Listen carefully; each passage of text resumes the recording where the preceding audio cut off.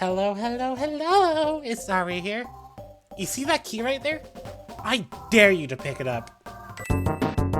Now I'm all sure you know what a remake is. Classics such as Pokemon BDSP and Secret of Mana.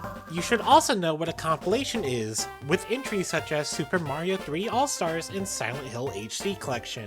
Wait, all of these are bad examples? But I have unlocked Witchcraft and now will combine both. So let's go over the compilations that only have 2 remakes in them first. I am legally forced to tell you that each of the Super Mario Advance games and Superstar Saga have Mario Brothers included with them. So I guess they fall under the category of a remake compilation? Super Mario Bros. Deluxe has the entirety of the lost levels. Wait, hold on, I'm getting a message. It only has the first 8 worlds? I mean, at least they tried, but please, can you get that goddamn camera away from the screen? Mega Man, the Power Battle, and the Power Fighters got a port for the Neo Geo Pocket Color. Welcome to obscure facts you probably didn't know about. Or did, because they actually ported this game onto the Switch, which is honestly really cool. Wait, $8? And there's going to be one final shout out to some RPGs, like Final Fantasy 1 and 2, which got a couple compilations to their name, as well as Tales of Phantasia, Narcari Dungeon X, which is a remake of the original Game Boy Color game that comes with the full prequel, Tales of Phantasia, but this time it has a bit of a graphic overhaul. The one problem though is that the English patch isn't really finished at all, so if you wanted to ever play the original, I'd just go with the PS1 version. For the love of God, please stay away from the GBA version. And finally, there's Dragon Quest 1 and 2 for both the SNES and the Game Boy Color. But 1, there's better versions of this game out there, and 2, I don't care about Dragon Quest at all. Not only because the gameplay is quite boring to me, but also, have you listened to the music in Dragon Quest? Make it stop, make it stop, make it stop! All the games I mentioned before only feature 2 remakes for their compilations, so let's add a little more meat to our bones, shall we? I bet what you have been thinking about this entire time is when I will get to Super Mario All-Stars. Am I right or am I right? This classic compilation features the original Super Mario Bros. Trilogy, as well as lost levels for the first time outside of Japan. 1 year later, this game would be re-released, but this time featuring Super Mario World, and this is one of the games that Nintendo doesn't want you to know exists. There's honestly less differences between the originals and All-Stars than you'd imagine. Mechanically, the games are very similar. Super Mario Bros. 1 and Lost Levels receiving a visual overhaul and a few bug fixes like no more Small Fire Mario or the Minus World. You can still do the clip and everything, the mechanics are still quite buggy. As you would know from Mario 1, Mario 2 and Mario 3 have even less differences than their original counterparts, and mechanically they feel the same, except this time someone Super Nintendo-fied the look. Super Mario World has the least amount of changes, but there is one major one. Luigi gets his own sprite now instead of being a Mario recolor. I mean, all the other games did this, but this one is special. This Luigi is the face of Flash animation. It's really cool to play this game as Luigi, as he has his own unique animations, and has an entirely different personality than Mario. There's surely no way this game would disrespect— They really still call him Mario? Really? Given that Luigi has had his own design for some time now, this game feels like the first to actually distinct his personality from Mario, and later games will do this more and more. I said games, not the TV show. Or that weird anime movie where he's yellow for some reason.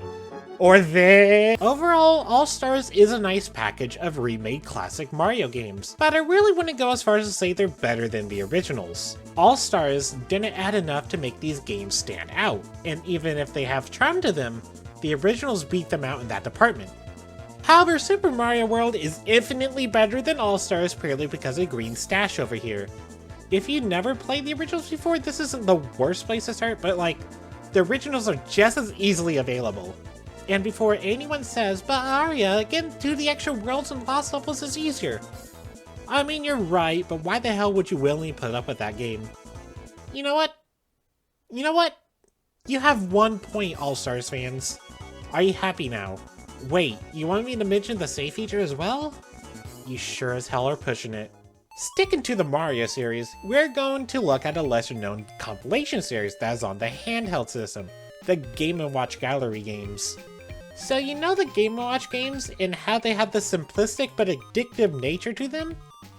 How about we just this and that and a little of this? Oh yeah, sprinkle Mario all over it. And there! That ought to do it. Have 4 games full of this and you got yourself quite an underrated gem of a series in my opinion. A lot of these games not only have their visuals updated, but also the structure of the games themselves have been changed. Here's the Game & Watch version, and here is the Game & Watch Gallery version. See the difference? But the worst part is they had to ruin something. It's me, a Mario. Wahoo! Oh my god, what did they Donkey Kong? But he looks just fine on the title screen of Game & Watch Gallery 4. Why does the sprite look like this? Well, at least they have these fun cutscenes if you hover over the game, which gives it so much more charm to them. If you ever get the chance to, I would highly recommend this series to anyone who feels like they want to play something addictive that isn't your smelly gacha game or using TikTok. Which, yes, is a game, is addictive, and you're already losing at it. But if you don't want to play these updated versions for God knows what reason, you always have the option to play the original games. I gotta go and get the treasure. Oh my god, they got Mark! They got Mark! Alright, go Lance, go get the treasure! Go get the treasure! I'm on it, I'm on it, I'm on it! No, I missed. Well, I guess it's all up to me now. I have no idea what the fuck I just did. One final thing related to Mario I have to talk about is the Nintendo Puzzle Collection. Japan only. Just imagine all your favorite classics like Dr. Mario, Panel de Pon, and Yoshi's... I said classics! All of these games have gotten plenty of remakes over the years, except you. And this is even the last time you see a remake of them. Yoshi's Cookie. Hell, Dr. Mario and Panel de... Tetris Attack. Puzzle-y. Yeah, Puzzle-y got a 2-in-1 cartridge for the GBA, and then eventually both these series went to shit. But at least we can enjoy them in their not-so-bad versions on the GameCube. And that's the problem. Have you tried playing these games on a GameCube controller? It's not fun at all. The stick doesn't feel right at all for 2D games like this, and the D-pad, don't make me laugh. But hey, if you always wanted to hear Super Mario 64 voice clips, with Super Mario World 2 backgrounds, you came to the right game. Moving on, we got Mega Man The Wily Wars. Ah, Mega Man The Wily Wars, how I love you so much yet you play nothing like the classic games. So as you probably know, Mega Man is a precise platformer, how to make these tight jumps and not let the enemy hit you before you kill it. While in Wily Wars, they decided, hey, let's mess up these physics, they're a bit too good. You can mash the buster as fast as possible in the classics, but there's a cap on how fast you can shoot it now in Wily Wars. You can pause your way out of knockback. I mean, you can do it in Mega Man 1 as well, but that's Mega Man 1. You can do it in all 3 games of Wily Wars. And sliding, don't even get me started on how botched sliding is compared to 3. Speaking of which, look at what happens when I take damage while flying on Rush Jet. Magnet Beam comes out so much slower. It's awkward, really. And if you think bosses are spared from being botched, well, you're in for a rude awakening. In Mega Man 2, both Flashman and Quickman took 2 damage from the Buster on difficult. In what I can only call a Wily Wars moment, they only take 1 damage now. Bosses also take much longer here, as their invulnerability frames have been increased. There's also some other tweaks here and there, like the only difficulty option in Mega Man 2 being the original difficult, which, I mean, is more fun to me, but it is a blow on accessibility for the poor kid who wants to get into Mega Man, but their only way to do so is through Nintendo Switch Online.